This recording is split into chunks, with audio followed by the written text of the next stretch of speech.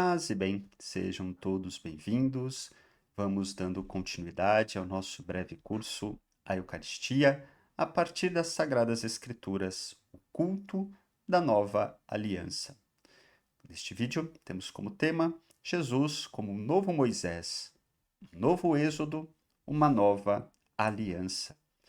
Pois, de fato, lembramos que é no contexto da esperança de Israel, que era a esperança por um novo Moisés, a esperança de uma nova libertação, de uma nova aliança.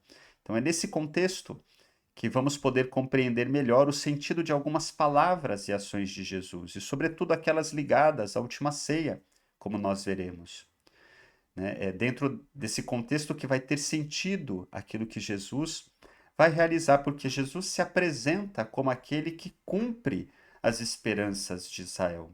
Ele se apresenta como um novo Moisés, como alguém que institui uma nova aliança, como alguém que está nos conduzindo por um novo êxodo, né? Rumo a uma nova terra prometida. Jesus está nesse contexto, e é nesse contexto que vai fazer sentido muito daquilo que Jesus vai realizar, sobretudo a instituição da Eucaristia, como vamos, né, buscar compreender. Por exemplo, quando Jesus é indagado pelos discípulos de João Batista se ele era o Messias, ele vai responder aludindo a uma das profecias de Isaías que fala sobre um novo êxodo, como por exemplo em Mateus, capítulo 11, versículo de 4 a 5, e também Lucas, versículo 4, 18 e 19, onde Jesus está numa sinagoga e ele toma o livro do profeta Isaías, e o texto continua: desenrolando o livro, Jesus, né, escolheu a passagem onde está escrito: O Espírito do Senhor está sobre mim, porque me ungiu e enviou-me para anunciar a boa nova aos pobres, para sarar os contritos de coração, para anunciar aos cativos a redenção, aos cegos a restauração da vista, para pôr em liberdade os cativos, para publicar o ano da graça do Senhor. E, enrolando o livro, deu-o ao ministro e sentou-se. Todos quanto estavam na sinagoga tinham os olhos fixos nele. Ele começou a dizer-lhes: Hoje se cumpriu este oráculo que vós acabais de ouvir. Então Jesus lê esse texto de Isaías e diz que nele, né, hoje, esse texto estava se cumprindo. E esse texto é um texto, como nós veremos, que fala justamente dessa expectativa de um novo êxodo. Né? De fato, Jesus não cita o texto inteiro, ele cita uma parte desse texto que está lá em Isaías, capítulo 35, dos versículos de 5 a 10. E diz assim o texto de Isaías: E então se abrirão os olhos do cego, se desimpedirão os ouvidos dos surdos. Então o coxo saltará como um cervo, e a língua do mudo dará gritos alegres. Porque águas jorrarão no deserto e torrentes na estepe. Jesus realiza, né, essas curas, cura os cegos, cura os coxos, os surdos. Essas curas são sinais de que está se realizando essa profecia do texto de Isaías. E o que essa profecia diz? Isso está no texto que segue. Haverá uma estrada que se chamará o caminho santo. Nenhum ser impuro passará por ele, e os insensatos não rondarão por ali.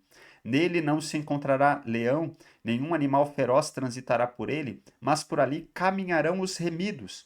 Por ali voltarão aqueles que o Senhor tiver libertado. Eles chegarão a Sião com cânticos de triunfo, e uma alegria eterna coroará sua cabeça. A alegria e o gozo possuí-losão, tristeza e os queixumes fugirão. Esse é o texto de Isaías, que, portanto, nos fala de um caminho dos que são libertados, que passa pelo deserto e chega a uma terra, Sião, que é o lugar, né, um monte que representa a habitação de Deus, que representa, portanto, um culto a Deus, um lugar da adoração. Portanto, o texto nos fala de uma experiência de êxodo, que também passa pelo deserto, né, rumo a Sião. E como sinal de que isso está acontecendo é a cura, né, dos cegos, dos coxos, o anúncio aos pobres, né? E isso é o sentido do texto de Isaías que Jesus retoma e diz: em mim isso está se cumprindo. O próprio Jesus, ele vai se apresentar como o caminho. Eu sou o caminho, a verdade e a vida. Jesus é esse caminho. A sua vida, os seus ensinamentos, a sua presença é o caminho que conduz aquele que o segue como um novo libertador, um novo Moisés, a uma nova experiência de libertação, né? De êxodo, de salvação, um chegar a Sião, essa nova terra prometida, esse novo templo, esse novo lugar da habitação de Deus, né? Jesus realiza isso, ele é esse novo Moisés que vai nos conduzindo nessa experiência, portanto, né, de libertação, que não é um êxodo geográfico, um caminho no sentido geográfico, mas um caminho interior, onde saímos, portanto, do pecado e do afastamento de Deus para a proximidade de Deus, né, sendo conduzidos por Jesus, né, a esse lugar que é o reino de Deus, né, a nova Sião, na linguagem de Isaías. Portanto, Jesus é ao mesmo tempo esse caminho, ele é ao mesmo tempo este templo e a presença do reino de Deus entre nós, né? Ele é o caminho que nos faz chegar a essas realidades. Então, Jesus realiza assim essa nova experiência de êxodo, de libertação, de salvação, de caminho, de um caminho que passa pelo deserto, né? E aqui o deserto não é mais geográfico, mas é interior, né? E faz-nos chegar a Sião, ao lugar, né, da habitação de Deus, que é o próprio Jesus, né, que traz a presença de Deus entre nós. O Evangelho também fala de um êxodo que Jesus realiza da seguinte forma, lá no texto de Lucas, capítulo 9, versículo 28 a 31. Passados uns 8 dias, Jesus tomou consigo Pedro, Tiago e João e subiu ao monte para orar. Enquanto orava, transformou-se o seu rosto e as suas vestes tornaram-se resplandecentes de brancura. E eis que falavam com ele dois personagens. Eram Moisés e Elias, que apareceram envoltos em glória. E falavam, na nossa tradução diz assim, da morte dele que se havia de cumprir em Jerusalém. O texto diz do êxodo dele que havia de se cumprir em Jerusalém. Então, fala-se de um êxodo de Jesus. Este êxodo de Jesus, que é a sua morte, é o passar deste mundo para o Pai, segundo a linguagem, por exemplo, de João. João, no capítulo 13, versículo 1, diz assim: Ora, antes da festa da Páscoa, sabendo Jesus que já era chegada a sua hora de passar deste mundo para o Pai. Veja, passar deste mundo para o Pai. Páscoa, passagem. Como havia amado os seus que estavam no mundo, amou-os até o fim. Então, na festa da Páscoa, passagem do povo da escravidão para a terra prometida, Jesus realizará uma nova Páscoa, passagem deste mundo para o Pai. A expressão da nova terra prometida ao qual Jesus chega se manifestará a nós por sua ressurreição. Então, Jesus está fazendo uma passagem deste mundo para o Pai. É o seu êxodo, a sua saída deste mundo para o Pai. É nesse êxodo que ele também nos conduz deste mundo para o Pai. A expressão da terra prometida é a sua ressurreição, a sua glorificação junto ao Pai. Jesus ressuscitado manifesta a nós a plenitude do reino de Deus que já se realiza nele. Jesus ressuscitado é a expressão maior, definitiva, do reino de Deus, né, do reino de Deus em sua realidade última, para onde nós estamos sendo conduzidos neste êxodo também, mas do qual nós já participamos, né, com Jesus. Com ele nós já vamos passando deste mundo para o Pai. Por enquanto nós caminhamos neste mundo, Jesus nos conduz a esse novo êxodo, esse passar para o reino de Deus, né, deste mundo para o Pai, que ele realizou por sua paixão, morte e ressurreição e chegou no reino definitivo, glorificado, né, junto do Pai. Nós já vamos chegando neste reino associados a Jesus pelo batismo. E aí já se constitui para nós uma nova Páscoa, uma nova passagem da escravidão do pecado e da morte para a liberdade e a vida dos filhos de Deus que nós já vamos experimentando aqui. Paulo diz no capítulo 6 da carta aos Romanos, versículo 3 a 5. Ou ignoreis que todos nós que fomos batizados em Cristo, fomos igualmente batizados na sua morte? Portanto, fomos sepultados com ele na morte, por meio do batismo, com o propósito de que, assim como Cristo foi ressuscitado dos mortos, mediante a glória do Pai, também nós vivamos uma nova vida.